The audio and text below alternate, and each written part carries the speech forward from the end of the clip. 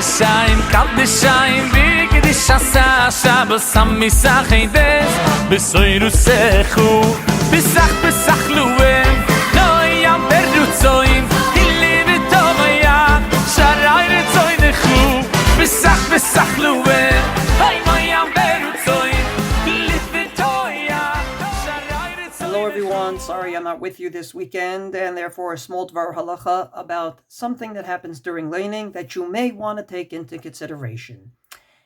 We have a difference of opinion regarding what you can do during Laining. The Gemara in Sota Daf Lamed Tet Amud Aleph says, Kevan sheniftach sefer Torah, asur lesaper afilu bidvar halacha.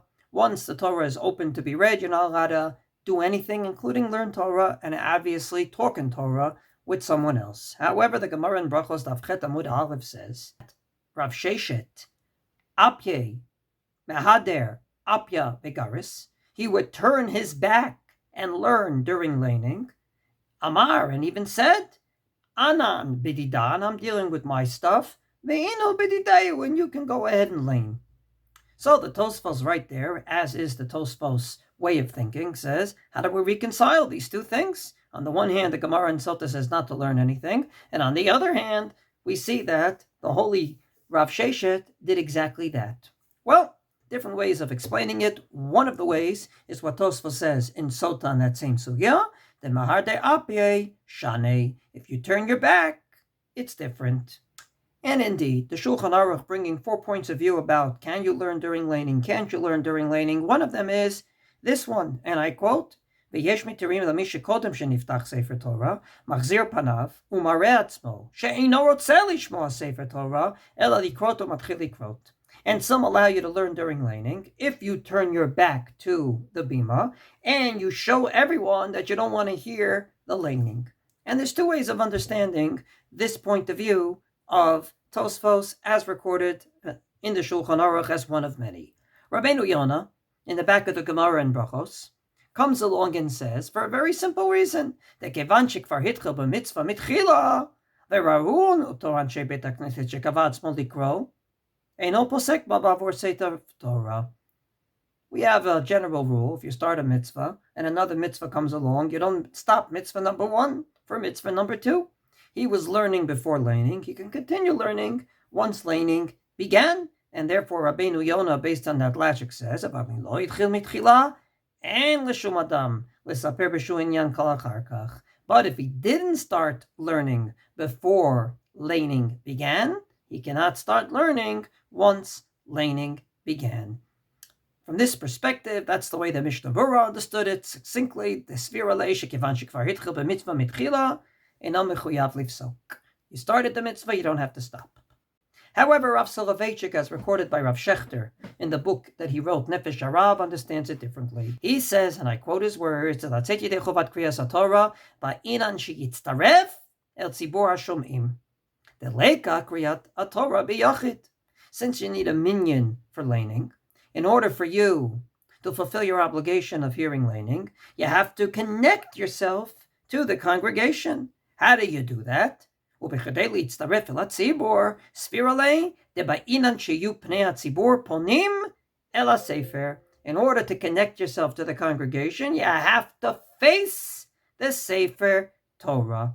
And therefore, our Rav Sheshet basically said, I don't want to fulfill the obligation of hearing the Laining, either because he heard it already, or because he assumes it's a communal obligation, not a personal one, whatever it might have been. The bottom line is he wasn't part of those that fulfilled the obligation of hearing Laining. And therefore, based on that, Rav Soloveitchik came to the halachic conclusion, min hanachon lahachmir, uledagdek tamid b'sha'at kriyat haTorah, lihiyot panav klapei hasefer.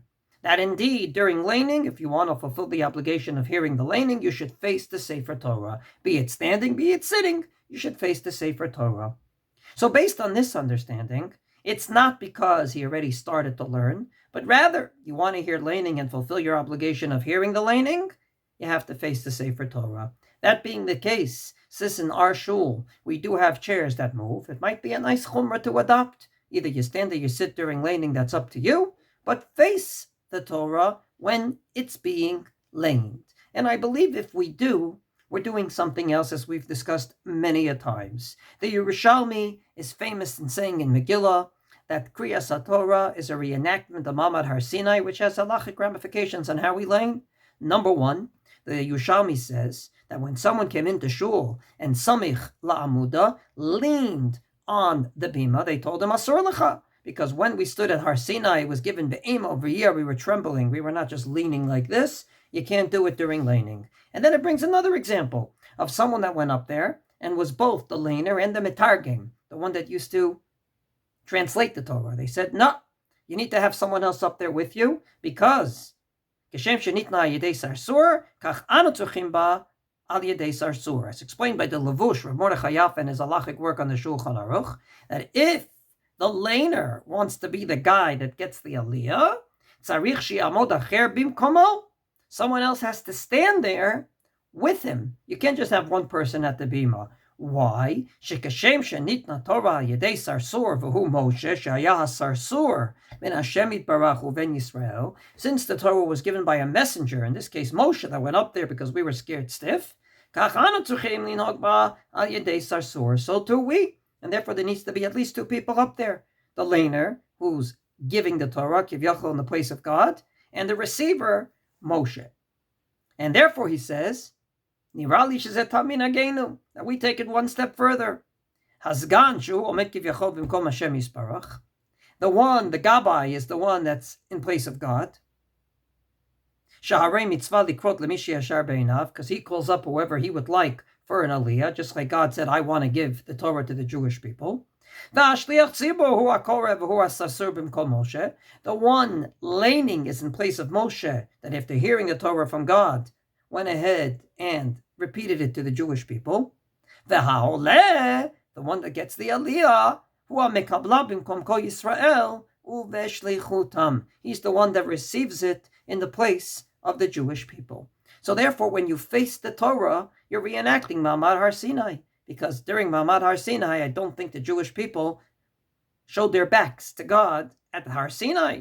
After all, this is the halacha regarding Birkas Kohanim, and I don't think it's any different. In Birkas Kohanim, we have a law in Masechet Sotah Daf Lamed Chet Amud Bet that Amsha Charei Kohanim Inan Bichlal Bracha, that the people that stand in back of the Kohen, namely, the Kohen puts his hands like this, and you're not standing in front of those hands, you're not part of the bracha of Birkas Kohanim. This is quoted in the Shulchan Aruch, V'yupnehem keneged pnei Kohanim. And as Rashi explains, that if you're in shul and you put your back to the Kohen, you basically are showing she'en bracha chashuva alehem la'kor raglehem ve'labol lifnei hakonim liot mitbarchim panim keneged panim. The Kohen wants to give you a bracha and you turn your back. There's no way of saying no thank you. So if we indeed want to hear the Laining, and we want to fulfill our obligation, I believe that in our shul, it might be a nice idea that we should all face the Torah. Turn your chairs, or turn yourself, if you're standing, towards the Torah. Not only would that be choshesh to one of the Deot and Tosfot, that would also be a very nice way to reenact Ma'amad Har Sinai, which is part and parcel of our Laining experience.